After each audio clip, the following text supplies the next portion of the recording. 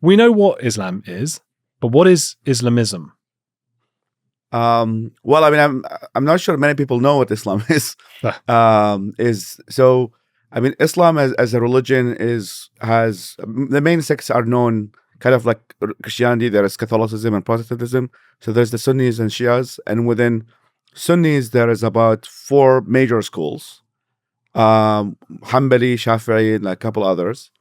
And then with Shia, there's also different schools. One of the 12ers, and then the Ismailis and all of that stuff. Each one of kind of these subsects of the main sect have a very different outlook on governance, on generally how life should be governed from an institutional, but also from personal level. So what sometimes people or mistake for Islamism, what they call Islamism, is the manifestations of some of these sects or the interpretation of these sects. So, for example, to give you like one amazing contrast, is within Shia Islam there is a place called Hawza, which is kind of like the Vatican of the Shia Islam, and there's one in Iran and there's one in Iraq, and the one in Iran says there should be a mix between religion and state, and that's what we have what's called Wilayat al-Faqih, who are the ones the Ayatollahs, aka the Ayatollahs. In Iraq, the Hawza believes that because Islam is too pure, it cannot be mixed with politics. So there should be a separation between politics and religion, because religion is a personal matter and you don't want to corrupt it by mixing it with politics. So the version that exists in Iran, which is now kind of the ruling over the past 40 years, it's kind of a manifestation of what sometimes people call Islamism. I find the term sometimes even confusing. I mean, obviously, there is a different conversation when you're talking to kind of Arabic audiences and kind of audiences that within the culture, and then we're outside. But generally, what's sometimes described as Islamism, as I said, is the manifestation of some of these interpretations within the larger, I guess, 1.5 billion Muslim faith.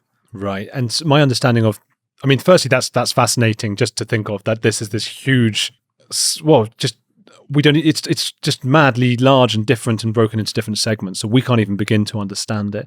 And then Islamism is, as I think I understand it, is a political movement, as you're alluding to. Yeah. So I mean, not to go so much back in history, but so the Ottoman Empire was the one technically in charge with a significant piece of the Middle East, and then the Ottoman Empire joined, I think, Germany and the Hungarian Empire, and then they lost, and then that land was taken over mostly by the British and the French, etc. So as a result of that kind of major defeat of kind of Islamic Caliphate, there were 2 movements that rose. One is the Arab nationalists, and that's the people like Jamal Abdel Nasser and others in Egypt. And then there was the Islamists, what's called the Islamists, mostly what's known the Muslim Brotherhood as an institution. And in the UK now, there has Hizb ut-Tahrir and different manifestations. So these kind of 2 movements were kind of a response about, quote unquote, what went wrong. Is that what happens in which we got defeated and now we are conquered by the British and the French. Oh. And the Arab nationalist answer was, we as Arabs have to be all united against the colonialists. And that kind of mixed up with socialist thinking and all of that. And the Soviet Union, pre-Soviet Union, that was a lot of also influence of the left ideology. And then there is the Muslim Brotherhood answer, that the reason why we have failed is that these leaders become too corrupt and they're not religious and they're not applying actual religion. So kind of like make Islam great again in the Middle East sense. And Maya. that, yeah, Maya. yeah. So like in a way, it's like the reason, and that's where kind of the other manifestations. Miga. Sorry. Miga. Yeah. So that kind of movement start rising up, which is like the reason why we have failed is that we were not religious enough, we were not Muslim enough, and what we need is that need to recreate an Islamic caliphate or Islamic kind of ruling based upon actual ideas of what they think what Islam is. So generally, like, I mean, the most known group is the Muslim Brotherhood, which are which they believe that the solution. I mean, they say Islam huwa al-hal, so their motto is Islam is the solution. And then they think that the solution for quote unquote the defeat of the empire is more religious kind of control and fanaticism. When I spoke to Yasmin Mohammed, she suggested, she's an ex-Muslim. I know her. Yeah, she's great. She's wonderful. But she said, or seemed to suggest, that this is part of the plan of political Islamism to get the left in the West on side, using their own policies against them. Is that what's going on? I mean, if you think of kind of these groups as kind of like mushrooms or parasites, in a way, is that they leech on whatever they can find acceptance. So like they are kind of a living organism in which they evolve with time. And over the kind of the history of Islamist movement, they have made a lot of alliances with a lot of different people to advance their agenda.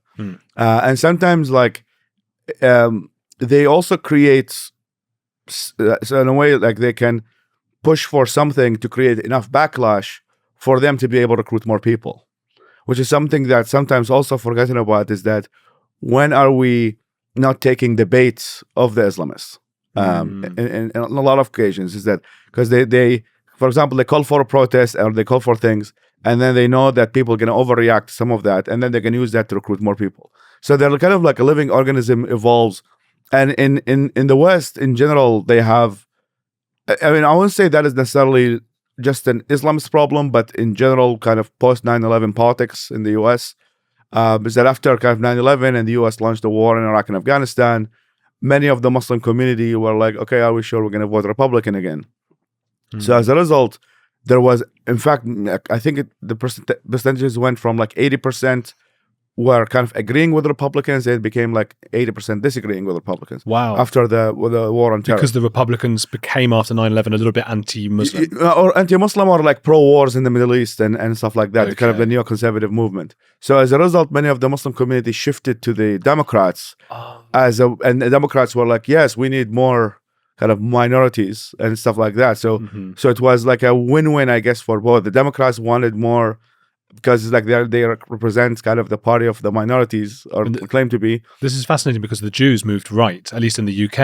And a friend of mine who I think has some anti-Semitic thoughts, but I don't want to say who is a good friend, but said to me recently that as proof of like, oh, the Jews are doing very well, that they're the only minority that vote right. And I said, you're missing the point. They moved right because of the politics and what's happening on the left. Exactly. And the same thing happens for like a lot of communities, and really kind of. And that's where kind of a merger happens between the Democratic Party and kind of a lot of them. I mean, even not only within Muslim community, but also within like people who are pro kind of open borders or illegal immigration and stuff like that. All of that became mixed up with the left. However, I mean, in Middle East context, because both these movements, kind of the Arab nationalist left and the Islamist left, have a lot of common enemy, which is kind of they call colonialism and all of that. They also have joined forces in many occasions. In Iran, what happened is that they joined forces, but the moment the Islamists took over, they killed all the left. Wow. So in Iran, it's like a very kind of a terrible story of the moment the Ayatollahs took over after, because most of the student movement in 1979 was actually led by left-wing people, and there are some of them who's still alive, called the Tudeh Party, etc. And then the moment the Ayatollah took over, he kind of jailed and killed most of them. Wow. So we've seen this before. I've seen this before, yeah. In which the Shah, the former, the kind of the leader of Iran, was kind of like pro-Western and all of that. So the left movement was anti-colonial, anti-imperialist, sided with the Islamists, like, hey, we have the common enemy, and then the moment they got in charge, I can't believe this, man. It's just the history. It's so clearly there. It's in print. It's in video. There's a movie, Persepolis. Yeah. The one about the woman in beautiful. Yeah. So we've had that. I mean, again, it's like, and I mean, in the West, whatever there's like trends towards like enemy of my enemy is my friend, and then they join forces, and after a while, people leave, and it's like. It's a very kind of not a great place to be. Okay, so you've explained why, and it's remarkable that, I mean, we're talking now in New York. I know this is your home. For me, it's all very exotic, and I'm walking around and I'm seeing, oh gosh, and also thinking, is that the bit where the Twin Towers were from afar? And I went to see Ground Zero as well, and it's very moving to see that. But we're 20 years later. We've got students barricading themselves in college campuses in the name, it seems, of perhaps the very Islamism that brought those towers down. Well, I mean, the protests are. I mean, there were even occasions in which, like, they ask students in which they don't know what they're protesting about. Yeah. Also, so I think. I mean, the protest movement. That's what I think is like. It's a lot of it is also reactionary politics, and I've seen. I mean, living in America for a while, is that many people, to some extent, get more organized of what they are against than what they are for, and generally, like, even in like protests, like, and not even when like Black Lives Matter protests were happening, there were people like advancing like trans stuff, and they were trans. So like everything gets mixed up. So every time there's like an energy for a protest, and they see it within kind of the lens of oppressed people being oppressed by X, then everybody just joins forces. But I think, I mean, the movement. I think the movement, to some extent, of the protest movement, there isn't many. Maybe I will be wrong eventually, but there isn't many Islamists in America. I mean, there are some.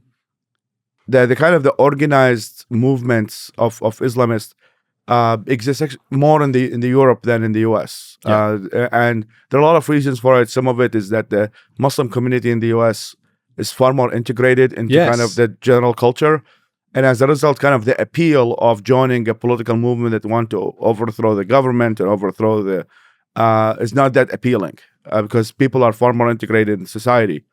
So so as a result, it's like some of the I guess elements within that group of protesters, could have Islamist leaning, but generally speaking, is motivated a lot by kind of anti-occupation or anti-Israel, and kind of they see Israel as the manifestation of right-wing imperialism, and that's I think what a big piece of it coming from. So that's what it is, part of the intersectionality of every victimhood. Yeah, and like in a way, it's like the message is easy, right? Like, and I think it appeals to, I guess, younger people as well, and people who are, is that there's a bad guys and good guys, and the good guys are oppressing the oppressor, and then you should side with the oppressor. That's, I think, most of it coming from. It's quite extraordinary. We've got a situation now, and it's only a few miles from here at Colombia. Yeah.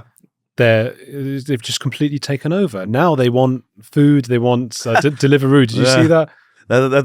That was interesting. Yeah, they want like fast food and things delivered to them, and they think that's part of their human rights, and extraordinary. Yeah, I mean, it's bougie, like it's bourgeoisie beliefs. I think many of these people have. I think also like they're victims of. I think now they're witnessing the victimhood of luxury beliefs. I mean, many of these people, like they want to do all of these stuff, but then when it gets harder, they're like, no, we need some humanitarian aid. Like sort of the, which is kind of a big insult to the world, humanitarian aid, where people actually need it. Yeah. So I think is that the kind of the movement, and I mean, in a weird way, is like geopolitics gets also mixed up with domestic politics. So because of like kind of the anti, I guess, Western sentiment within the left, Israel is mixed up as part of that. And even though sometimes, like, I mean, the Israel subject, which is very complicated, is that it is, I mean, Israel itself was founded by a lot of left-wing people. I mean, the kibbutz and all of that stuff. Yeah. So it's but because it's kind of connected to U.S. and U.S. foreign policy, it immediately get put in that category of like being a right-wing colonial state. So as a result, that's where people. Well, and Netanyahu's right-wing is. Yeah, which doesn't help either. No, and I suppose they're always going to get a right-wing government because of the pressure from the Hasidic groups in Israel.